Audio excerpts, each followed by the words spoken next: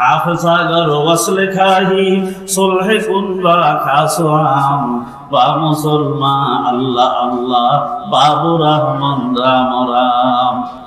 হজ্জে কাবা भी करे गंगा का उस्ना नबी अल्लाह भी राजी रहे शैतान भी नाराज न हो। काही के शब्द दिले चू आईना दा चीज बेरुकुन अज दरूद सीना। আল্লাহর আরেফরা বলেন, ও তুমি যদি তোমার এই অন্তরার কলবের যদি স্বচ্ছ পরিষ্কার যদি রাখতে চাও, তাহলে 10টা জিনিস অন্তর থেকে বাইর করো। কয়টা জিনিস? 10টা জিনিস অন্তর থেকে বাইর করো। হেরস, আমল, গজব, দরুব, গীবত, বখল, হাসদ, রিয়া, কিবর, কিনা। কয়টা হইছে? 10টা হইছে। 1 নম্বরে হেরস, লোভ লালসা। এই লোভ লালসা প্রত্যেক বান্দার ভিতরে আছে, প্রত্যেক বান্দির ভিতরে আছে। এটা যদি সীমা লঙ্ঘন করে কারো অন্তরে, এই লোভের দ্বারা বান্দা অনেক সময়ের ভিতরে জালেম হইয়া যায়। এই লোভের কারণে মানুষ সুদের ভিতরে ঢুকে যায়। আল্লাহু আকবার। লোভের কারণে মানুষ ঘুষ খাইতে আরম্ভ করে, লোভের কারণে অন্যায় অত্যাচার করতে আরম্ভ করে। আস্তে আস্তে মালিকের সাথে গোলামের দূরত্ব সৃষ্টি হয়। এই জন্য এটাকে সহনীয় পর্যায়ে রাখতে হবে। কি পর্যায়ে রাখতে হবে? সহনীয় পর্যায়ে রাখতে হবে। আল্লাহু আকবার। হিন্দুস্তানের মজাহিরুল উলুম মাদ্রাসা এক ওস্তাদ পড়াইতেছেন লাগাতার, খানা পিনা তেমন ওই সময় অবমানটন মাদ্রাসায়। তো একটা ছাত্র দেখতে যে ওস্তাদের মুখে কথা বাঁচতেছে, দুর্বলতা ক্লান্তি চেহারাইতে বাসি উঠছে। যখন বাসি উঠছে তো ছেলে এটা উঠি যাওয়ার জন্য বলতে, হুজুর একটু বাসায় যাও।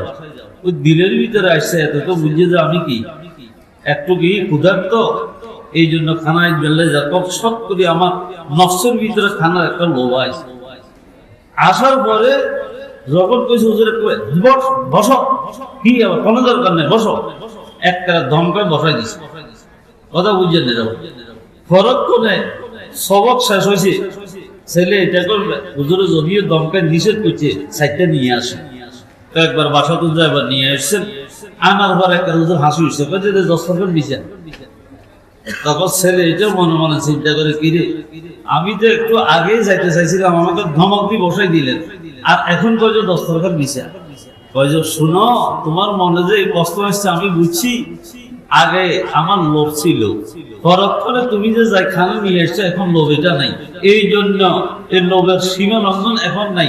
এই জন্য কই দস্তরখান দিছে, মজার খানা খেয়ে নিয়ে। কথা বুঝলেন? আল্লাহু আকবার। আল্লাহ পাক আমাদেরকে যেন লোভ লালসা থেকে আল্লাহ আমাদেরকে হেফাজত করেন, খুবই দুনিয়া থেকে আল্লাহ হেফাজত করেন, দুনিয়ার লোভ লালসা থেকে আল্লাহ হেফাজত করেন, ক্ষমতার লাভ লালসা থেকে আল্লাহ আমাদেরকে হেফাজত করেন। কি গো, এখন যেই পরিমাণের ক্ষমতার মোহ, যেই পরিমাণের ক্ষমতার গুরুত্ব দিলে, যেই পরিমাণের ক্ষমতা আল্লাহ লিপসা দিলের ভিতরে, এই পরিমাণের দেশপ্রেম অনেক নেতার অন্তরে নেই। ঠিক না? ঠিক বলেন। দেশপ্রেম দেখলে দেশের এই অবস্থা হয় না। আল্লাহ আমাদেরকে দেশপ্রেমিক কিছু নেতৃত্ব দিয়ে নেওয়ালা দান করেন, বলে না আমি। তো আমি যে কথা বলতেছিলাম, হ্যাঁ, 1 নম্বরে লোভ লালসা। আমাদের প্রত্যেকের লোভ লালসা আছে না নেই? ভালো খাবার, এই ছাত্র ভাইরা, ভালো থাকা, ভালো খাওয়া। ঠিক না? ঠিক বলেন। আগে ছাত্ররা কোন জায়গায় ভালো লেখাপড়া এটা তালাশ করতো, এখন অভিভাবক ছাত্র সবাই মিলে খালি কোন জায়গায় খানা ভালো। কিরে বা মাদ্রাসা কি খানার জন্য নি? মাদ্রাসা তো পড়ার জন্য। বুকে কি তকলিফ মে রাখা খুদা নে ইলম দি, সাইরি ও আসুদগি মে ইলম দি মিলতা নেহি। ভালো ভালো খাইয়া, ভালো ভালো থাইকা, খুব আরামে এসে কোনদিন ইলমে ওহীদ যে আল্লাহ পাক পরওয়ারদিগারে আলম নূরার ফয়ুজাত আছে, এগুলা কোন সময়ের ভিতরে নসিব হয় না। রাজা বাদশার সন্তান হলেও এই ইলমের জন্য বড় কোরবান করতে হয়, এই ইলমের জন্য মেহনত করতে হয়, এই ইলমের জন্য ত্যাগ স্বীকার যদি না করা হয়, তাহলে কখনো ইলমে নাফে থেকে আমি 1 ফোঁটাও পাবো না। আল্লাহ আমাদেরকে ইলমে দ্বীনের জন্য আল্লাহ আমাদের পিপাসা বাড়িয়ে দেন। সকলে বলেন আমিন।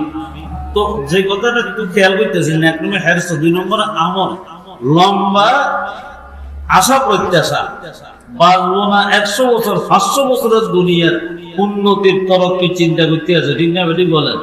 আরে হ্যাঁ, বুদ্ধিজীবী গো ফিকেরে খোদা দাদ সে রোশন হয় জমানা আজাদি আফকার হয় ইবলিস কা ইজাদ।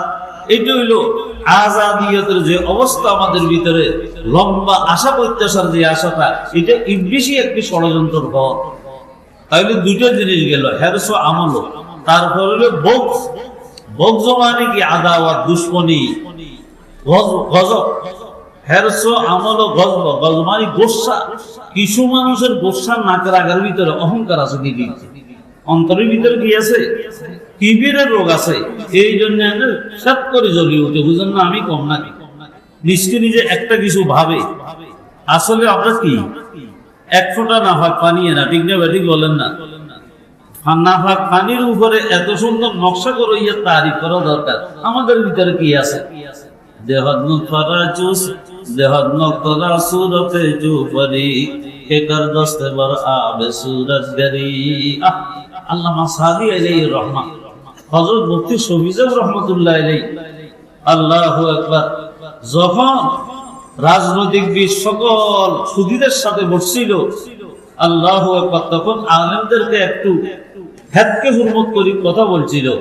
এক বড় ইংরেজি শিক্ষিত হযরত মুফতি শফিউল রহমাতুল্লাহ আলাইহি বলেন, তোমাদের সকল রাজনৈতিকবিদ, বুদ্ধিজীবীরা সকল যদি রাষ্ট্র পরিচালনার ব্যাপারে যুক্তি কোনো কথা যদি আমাকে বলার জন্য বলো, তো আমি ঘন্টার পর ঘন্টা বলতে পারবো। এমন কোন প্রশ্ন তোমাদের এমন হবে না যে প্রশ্নের উত্তর আমি মুফতি শফি দিতে পারবো না। হযরতকে ফরক করে জিজ্ঞাসা, হুজুর এত বড় দাবি করলেন কেমনে সম্ভব? ওনাদেরও তো একটা লাইন আছে, কথা বুঝলেন? তখন হযরত মুফতি শফিউল রহমাতুল্লাহ আলাইহি বলেন, বেশি লাগবে না, খালি গোল ইশতেহার বস্তাই হতো। আজকে যদি গোল ইশতেহার বসতো আমাদের রাজনৈতিক নেতারা করতো, তো নেতৃত্বের ভিতরে এত গলত তাদের হতো না। জাতিকে আজকে এত রঙের জ্বালাতন ভোগ করতে হইতো না, রাষ্ট্র এত বিভীষিকাময় অবস্থার সম্মুখীন হইতো না, শুধু গোলস্তার বস্তাটা যদি হইতো। আর আপনারা মনে করেন যে আলেমেরা কিছু জানেন, রাষ্ট্র পরিচালনা কিভাবে করে? আল্লামা সাদি আলাইহির রহমান বস্তার ভিতরে লম্বা করে বহু শাসকের অবস্থা বর্ণনা করছেন, এবং মওলাই সাদি কিভাবে সেটা শেষ পর্যন্ত পরামর্শ দিয়েছেন কিভাবে রাষ্ট্র পরিচালনা করতে হয়। আল্লাহ আমাদেরকে সহি বুঝলেন। কথার নাম লতা, একদিকে বলতে আরেকদিকে চলে যাই। তাইলে হেরস আমল, বগজ, গজব, গোসা, নাকের আঘাত গোসা রাখা যাবে না। ও ভাইরা বন্ধুরা, অনেক মানুষ আছে নাকের আঘাত গোসা সামান্য বিবির সাথে কি হয়েছে এমনি 1 2 3টা মারি যায়, ঠিক না বেটি বলেন না? আরে বাপরে বাপ, এই গোসায় কোথায় নিয়ে যায় চিন্তা করিস। আর একজনকে আক্রমণ করি মাথা ফাটাই দিল, এবারে মাথায় করেছে আসামি। এখন যখন গোসা উঠছে, পিনটা তো দিয়ে দিছে, আস্তা বাহস ছিল, তার কোনো দেমাগ কিচ্ছু হয়নি। আর নয় আর কিছু বললো না, এটাকে তালাশ করি কেমনে ভাই যে এটা করতে। তো এখন এবারে যাই ধরেন গাপলা মাদ্রাসার মুফতি সাহেব আছে, উনার কাছে আসে, সাক্ষী দিতে নিয়ে এসে প্রায় আধা পাগল হয়ে গেছিল। এই মিথ্যে সাক্ষী বানাই পরে অনেক মানুষও শুনছে, তো ওই দেখলো গাপলা মুফতি সাহেবের উল্টা ফতোয়া দিছে, আর মুফতি সাহেব উল্টা ফতোয়া দেয় নাই, মিথ্যে সাক্ষী বানাইছে যে সব ওয়াবাল তার উপরে হবে, ঠিক না ঠিক বলেন? মুফতি সাহেবের সামনে লিখিত তালাকের কোন ফতোয়া জবানদি বলে না, এটা লিখিত হয়, প্রশ্ন করবে তারপরে উত্তর আসবে, ঠিক না ঠিক বলেন? আল্লাহ আমাদেরকে সহি বলছেন। এই জন্য নাকের আঘাত গোসা রাখবেন না। আবার গাধা মার্কা হয়ে গেলে হবে না, কারণ কাফেরের সঙ্গে বেমানের সঙ্গে এই নিজে গোসার অবস্থান নিয়ে তাদেরকে প্রতিহত করতে হবে, ঠিক না ঠিক বলেন? সেটাও আল্লাহর রহমত। আল্লাহ আমাদেরকে এতেদা সঠিকটার উপরে থাকবে তৌফিক দান করেন। হেরস আমল, গজব, দরুদ। দরুদ মানে মিথ্যা, মিথ্যা বলার অভ্যাস আছে না নাই? এই মুরব্বীরা ভাইরা, পুরা দেশটা গত কত বছর ধরে মিথ্যার উপরে বাঁচতেছিল। দেখলাম একটা চোখে, কানে শুনলাম একটা, আল্লাহু আকবার চোখে দেখলাম একটা, এরপরে টিভির সামনে দেখা যায় আরেকটা, হাইরে মিথ্যার ছড়াছড়ি এমন ভাবে আজকে ব্যক্তি জীবন থেকে রাষ্ট্রীয় জীবন পর্যন্ত, রাষ্ট্রপ্রধান থেকে একবারে নিচের চৌকিদার পর্যন্ত মিথ্যা ছাড়া আর কিছু যেন বুঝে না। অথচ আল্লাহ পাক পরওয়ারদিগারে আলম বলেন, ওয়ামান আসদাকু মিনাল্লাহি কিলা, আল্লাহ থেকে বড় সত্যবাদী কি আছে? আর আল্লাহ পাক পরওয়ারদিগারে আলম এই দুনিয়ার ভিতরে সত্যের মেহরে মনির বানাইয়া, সত্যের আল্লাহু আকবার নকশা বানাইয়া মুহাম্মদুর রাসূলুল্লাহ সাল্লাল্লাহু আলাইহি ওয়াসাল্লামকে দুনিয়াতে প্রেরণ করেছেন। আল্লাহর নবীকে আল্লাহর নবীর দুশমন বলতেছে, আবু জাহাল বলতেছে, ভাতিজা তোমার সঙ্গে আমাদের অনেক দূরত্ব, 24 ঘন্টা যায় তোমাকে এই দুনিয়া থেকে সরাই দেওয়ার জন্য। রাখে আল্লাহ, মারে কে? মারে আল্লাহ, রাখে কে? ও ভাই, কিন্তু একটা কথা না বললে নয়, ভাতিজা মুহাম্মদ সাল্লাল্লাহু আলাইহি ওয়াসাল্লাম ছিলেন। আল্লাহ নবীর নাম শুনলে সাল্লাল্লাহু আলাইহি ওয়াসাল্লাম বলবেন না? আরে সাল্লাল্লাহু আলাইহি ওয়াসাল্লাম, ভাতিজা মুহাম্মদ সাল্লাল্লাহু আলাইহি ওয়াসাল্লাম, কিন্তু একটা কথা না বললে নয়, আল্লাহ তোমাকে কোনদিন মা ওয়াজাদনাকা ইল্লা সিদকা, ভাতিজা মুহাম্মদ পাইনি মুহূর্তের জন্য কোন সময় তোমার থেকে কিন্তু সত্যবাদী পেয়েছি। সুবহানাল্লাহ। আর নবীজি কি বললেন? ওয়ালান নবী সাল্লাল্লাহু আলাইহি ওয়াসাল্লাম, ইন্নাস সিদকা ইউনজি, উম্মতরে ও আমার সাহাবীরা কিয়ামত পর্যন্ত আনওয়ালা উম্মতরা সত্যই মানুষকে নাজাত দেয়, সত্যই মানুষকে সম্মান দেয়, সত্যই মানুষকে তার ব্যক্তিত্বকে শক্ত করে, তার ব্যক্তিত্বকে সম্মানিত করে। আর মিথ্যে মানুষকে হালাক করে, ধ্বংস করে, ব্যক্তিত্বকে নষ্ট করে। এই জন্য ও আল্লাহর বান্দা বান্দীরা, আমার মা বোনেরা, আমার তালেবের ভাইরা, মাদ্রাসা কয়দিন খুবই ফেলছো, ও শয়তানে ধরছে, কথা বুঝুন তো। ফিতনা তো এখন আলমগিরি ফিতনা চলে। বহু সময়ের ভিতরে বাড়ি ঘরে গেলে ওই ছাত্রদেরকে এই আলমী ফিতনায় ভাইয়া বসে। তিনটা ফিতনা বলে আসছিল এই ভারতবর্ষে। কয়টা? একটা হইল আকবরের দিন এলাহির ফিতনা। আকবরের দিন এলাহি বলছিল যে হিন্দুরাও মসজিদে যাইব, মুসলমানরা কোথায় যাবে? মন্দিরে যাইব। আল্লাহ বালা শয়তান বালা, নাউযুবিল্লাহ। আল্লাহু আকবার। আল্লাহ বিহি রাজি রহে, শয়তান বিহি নারাজ না হোক, এমন মতামত এখন আমাদের অনেক মুসলমানের আছে, ঠিক না বেটি বলেন? হজ্জে কাবা বি করে গঙ্গা কা স্নান বি, আল্লাহ ভি রাজি রহে, শয়তান ভি নারাজ না হো। এই নীতিমালা, এটা ইমানদারের নীতিমালা না, মুনাফিকের নীতিমালা, ঠিক না বেটি বলেন না? হাফেজা গর ওয়াসলে খাহি সুলহে কুন বা খাসওয়াম, বা মুসলমান আল্লাহ আল্লাহ, বাবু রহমান রাম রাম। কি রে বা, মুসলমানের সেখানে গেলে আল্লাহ আল্লাহ, আর আপনার মন্দিরে গেলে কি সেখানের ভিতরে গীতা গাইবেন, ঠিক না বেটি বলেন? রোজার পূজা সমান না নেবেন। এরপরে ইসলাম কোন ধর্মের নাম নয়, নামাজ কোন ইবাদতের নাম নয়, ট্রেনিং করবেন। সুতরাং এগুলা করি তো নিজের ঈমান ধ্বংস করতেছেন, ঠিক না বেটি বলেন? মুনাফিকি করা যাবে, মুসলমানের ঈমানদারের কোনো ফায়দা হবে না এগুলোর দ্বারা, ঠিক না বেটি বলেন না? আল্লাহ আমাদেরকে সহি বুঝে নাই করে দেন, বলেন আমি। এখন আসেন ভাই, আল্লাহু আকবার। তাইলে 1 নম্বরে লোভ লালসা, 2 নম্বরে লম্বা আশা প্রত্যাশা, 3 নম্বরে নাকের আঘাত গোসা, এগুলো রাখা যাবে না, এটা অন্তরের রোগ। তারপরে কি বললাম? মিথ্যা। কারা কারা ইনশাআল্লাহ নিয়ত করতে পারবেন মিথ্যা বলবো না? কি করবো না? মিথ্যা বলবো না। আল্লাহু আকবার। আমার নবীজির কলিজার টুকরা সিদ্দিক আকবর, ওই পহেলা মোমেন, ওই পহেলা সাহাবী, নবী ने जैसे हर कदम पर दुआ दी, वो अफजल बशर बाद अल अंबिया है, वो जाने सदाकत, वो जाने वफा है, नबियों से कमतर, वलियों से आला, मोहम्मद से हरदम वफा करने वाला। सैयदना सिद्दीक अकबर लोगो बोलो सिद्दीक, सुबहानअल्लाह, सत्य बोलने वाला। ও ভাই, এক ইহুদির বাচ্চা সিদ্দিক আকবরের সাদাকতের চাদরের ভিতরে দাগ লাগানোর জন্য ষড়যন্ত্র করছে। আল্লাহু আকবার। আয়াত যখন নাযিল হইছে, আল্লাহ পাকের বান্দার কাছে কর্জে হাসানা চায়। কি চায়? কর্জে হাসানা।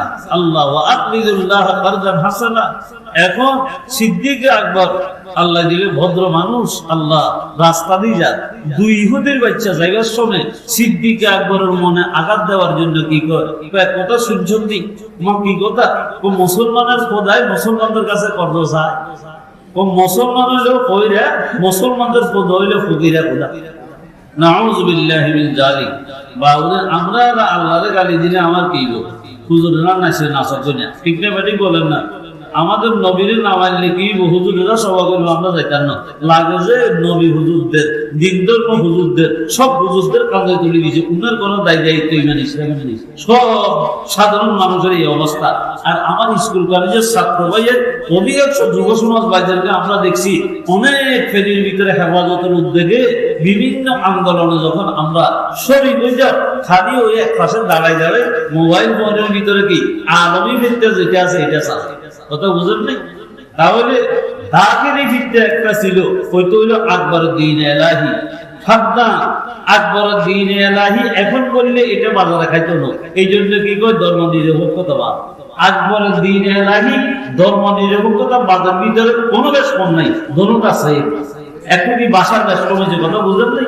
এই জন্য সাবধান থাকতে হবে। যেইভাবে আকবরউদ্দিন এলাহি এক ষড়যন্ত্র মুসলমানদের বিরুদ্ধে ছিল, ইমানের বিরুদ্ধে ছিল, সে তেমনি ভাবের ভিতরে ধর্ম নিরপেক্ষতা বাদ মুসলমানদের ইমান আকীদার বিরুদ্ধে এক মহা ষড়যন্ত্র, ঠিক না বেঠিক বলে? ধর্ম কোনদিন নিরপেক্ষ হয় না, ধর্ম বিরু হবে, ঠিক না বেঠিক বলে? অথবা ধর্ম হারা হবে। আল্লাহ আমাদেরকে ধর্ম বিরু হওয়ার তৌফিক দান করেন।